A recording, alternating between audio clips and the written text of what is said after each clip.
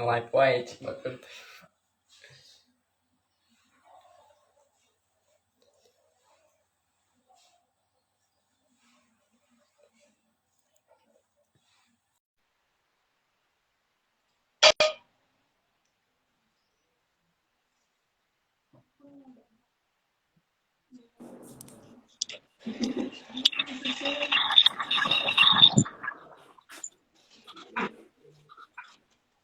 Assalamualaikum warahmatullahi wabarakatuh. My name is Pricillia Febrianty. My student's number is 2021-22-105. I'm here with my partner Atthar. Atthar, please introduce yourself first. okay, thank you, Pricillia. Hello everyone, my name is Atthar from Qinthara. My student number is 2021-22-104.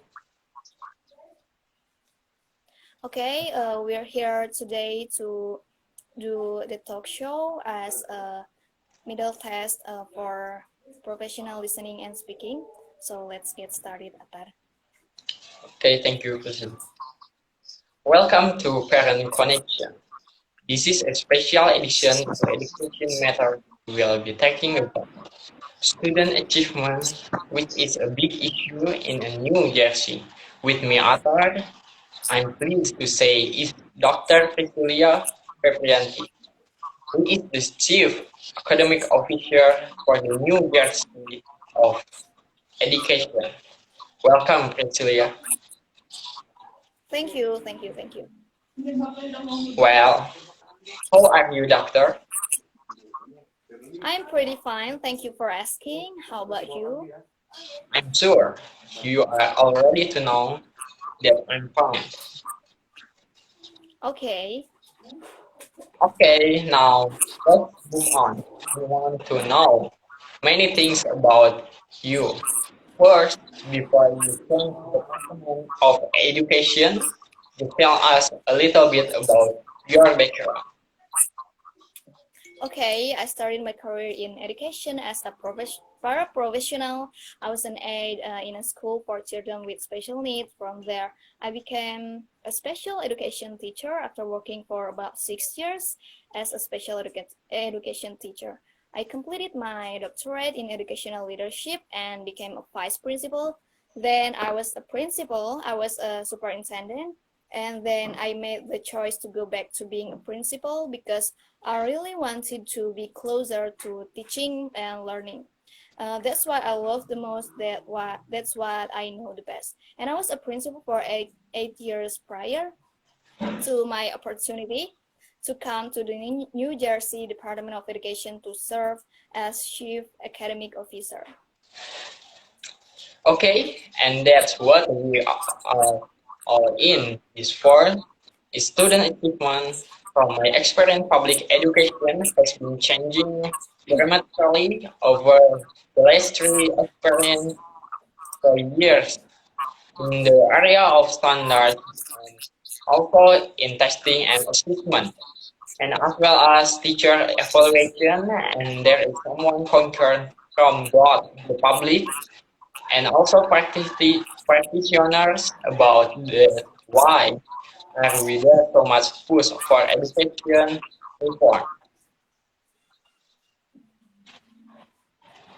Well, I think that we recognize that we've been working for hard for a long time, and yet we need to take a look at our outcomes and say how successful have we been with all of our students. And when you look at students' ability to succeed in college and career after graduation from high school, we realize that we're not really sending our students out fully prepared to succeed, to live independently, to be in careers that they find fulfilling and meaningful, and to be successful in college without remediation. Or we also know that we have students who don't complete a college experience.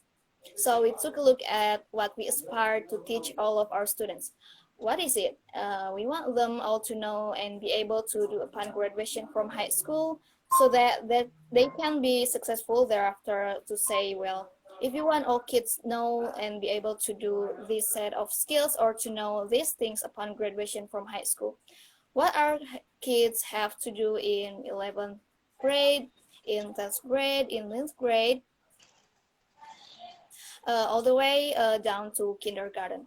How can we set our kids out on a path that ensure that they are on track to graduate high school and to graduate ready for success at college and career? So we've aspired to take a look at our standards, which lay out the outcomes that we seek to achieve for kids at each grade level, and look at them in relation to what we want for kids, meaning to graduate career in college ready. And we realized that in many grade levels, that's what we often describe an inch deep and a mile wide, meaning there were so many things that we sought to get to. I think we can question whether we got all of them well, whether students really mastered those skills, and so the Common Core standards was an effort to really identify the knowledge and skills we most want kids to know and be able to do at each grade level. They are fewer, they are clear, and they are more rigorous, and designed to move kids on a steady step of learning progression from kindergarten to grade 12. Now, Pricillia, you are talking from geography perspective, but it is a national movement. It is not just New Jersey, and the Common Core is not just in New Jersey.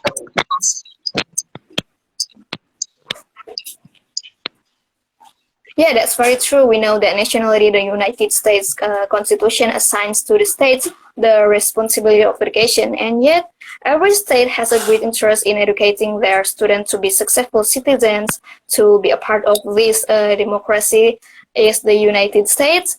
And so when we look at the performance of each state, we see that when we take, for example, a common assessment like the National Assessment of Educational Progress, often referred to as the NAEP, New Jersey has been a top performer in the nation. And so across the performance of all states, we see that there was room for improvement. So a number of states, 45 states, got together. And they said, how are we really doing? And what is the evidence of our success? Can we do better? And they set out to create this common set of standards so that regardless of your zip code, regardless of your that we realize the importance of preparing all students for success in a post-secondary environment. States voluntarily decided to adopt the standards or narrate this Common Core standard into work for our state, and then to start to adopt assessments that will measure students' ability, students' proficiencies in relation to these outcomes. You are talking about the Common Core standards. New Jersey, you already had five standards nationwide. So is this better if about these standards some all of the other states because we already have five standards? Yeah, I think so. New Jersey had a rigorous set of standards already, and evidence of that can be found by again looking to at the NAEP performance when all the nation's students take the same test. We see that New Jersey did very well, and yet when we looked at the performance of our students in these post-secondary settings, we saw that there was still need more improvements. So while we were doing best, we realized we could do better. And part of being able to do better was to become more focused. So imagine the job of trying to teach students at any grade level a wide array of skills. Sometimes there began to be a tendency to cover the content. You'd hear people talk about that. I'm working to cover the content. I've got to get through the textbook. And if you view that work as a race, if you will, from the beginning of the school year to the end, then it could result in a superficial experience with the skills and knowledge. Let it set for each grade. When we focus like they do in other nations, where we see top performers, you find that they tended to try to do less, but to do it better. I've often joked that the Common Core's approach to teaching and learning is much like my mother used to say about makeup. She'd say, Priscilla, less is more, let's do a little less, and let's do it better. So the kids from the earliest grades really master concepts that have to do with numeracy, that you understand what a number really is, that you understand how to read for understanding and write about what you've read. So with that level of focus, I think that it will really serve for our student better.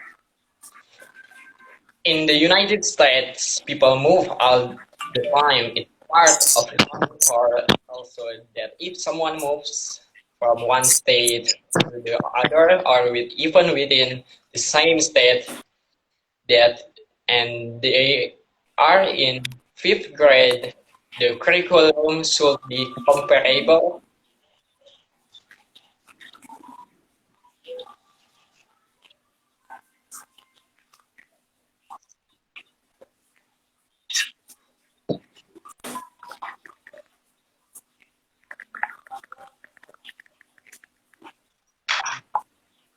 Yeah, and I think that that's really a benefit, and one of the reasons why some of the organizations that serve our military families have been very supportive of the Common Core, because for children who move often, who are transient, we want for them to an experience that has a degree of continuity, so that regardless of which state, the outcomes for that grader are similar. Now it's important to recognize that the standards lay out for us the outcomes for kids. Here's what we want them to know and be able to do, but in no way dictate materials or the texts or the means by which teachers teach us. So there is still a great deal of opportunity for creativity and getting to that place. So for example, imagine just me coming here today. I could have taken any number of roads to get here, but the goal was to land in the same place. So there is an option to travel different roads, to be in a different vehicle with different speeds. I think about all of the option, but the goal is to get the kids to the same place. So, and the new year, where there is concern about a clear education community goal. So there is still the element of local control and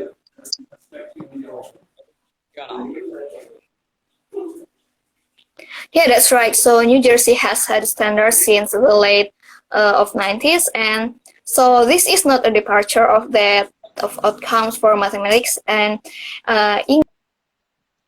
English language arts. That, as I said before, this clear stair-step of learning progressions that leads from kindergarten to grade 12. It is up to districts to create curricula that is aligned to the standards. But they can select the materials, books they can select, and they can create the lessons that make those standards come to life in the classroom. That reminds the latitudes, the choice of the particular district, and the teachers who work there. Pricillia, like people join us talking about the only part of one, there is other elements that we have to talk about assessment and future exploration that brings us to the end of this current connection, dealing with student achievement, and this one focus on content standards. And if you have any question, please feel free to contact me on this issue. Okay, that's all the performance from me and Atthar. I'm so sorry if there are any disturbance, because our connection is super bad. Thank you for watching. Wassalamualaikum warahmatullahi wabarakatuh.